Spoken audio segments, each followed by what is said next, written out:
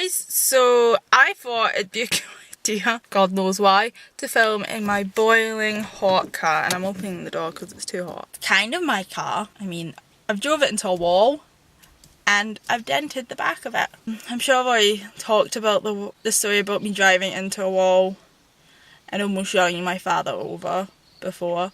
That sounds really bad. I'm like 15 or something. I've never drove a car before that day, and he's just standing in front of the car telling me to do something. Like, I can't do that. And like, in your picture, I should have just said no and not did it. So listen, don't do anything you're not comfortable with, because you'll probably drive your father over.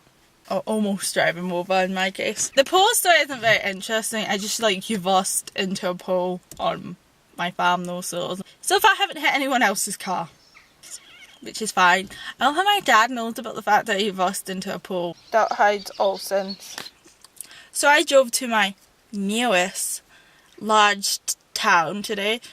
You want to know something funny? In case you don't know, Scotland is hosting the Commonwealth Games this year, and like a knockoff of the Olympic torch, there's this thing called the Queen's Baton Relay, and I've been in 2 towns today where it was going through the town.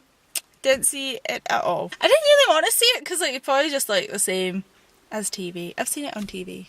I mean, it's not like I get to touch it or something. Tractors are annoying. I live in the country on a farm, so like tractors are everywhere and are a necessary evil of this area. But there's like being, oh well, it's a tractor, I have to slow down. But then there's tractors who just like drive on the road like they own the roads. You know, tractors are not meant to be on the road. They're only meant to be allowed to go on the road when they're driving between fields. But there's like tractors that go like drive on the road for like miles, and like, where the hell are you going? So I was driving to the nearest large town to do shit, and I got stuck behind this tractor and then this other tractor kind of van thing. They were on the road for at least like 15 minutes or something, and like there was this mile of cars behind me, because this is a road that you're like meant to be able to like drive 60 miles per hour completely fine and safe to do that, but like everyone but when this line of traffic that's having to drive at 30 miles per hour because of this tractor,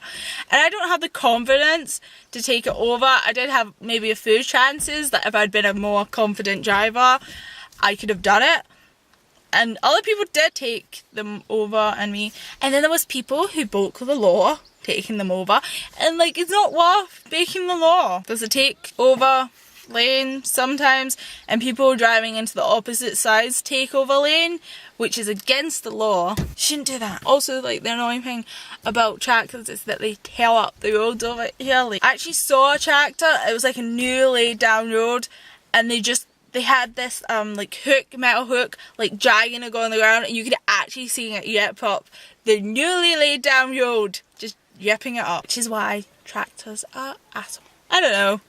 This was a terrible idea. So I hope there's a video in what I just filmed and this was enlightening. Probably not, it's just me ranting. Calculated it, I've got 9 more videos to make for this video thing, so I just have to come up with 9 more ideas. The great thing about driving in the country is that the roads are basically like roller coasters, except there isn't a track, so it's easier to die. And if you die, people are going to say it's your fault, not the engineers.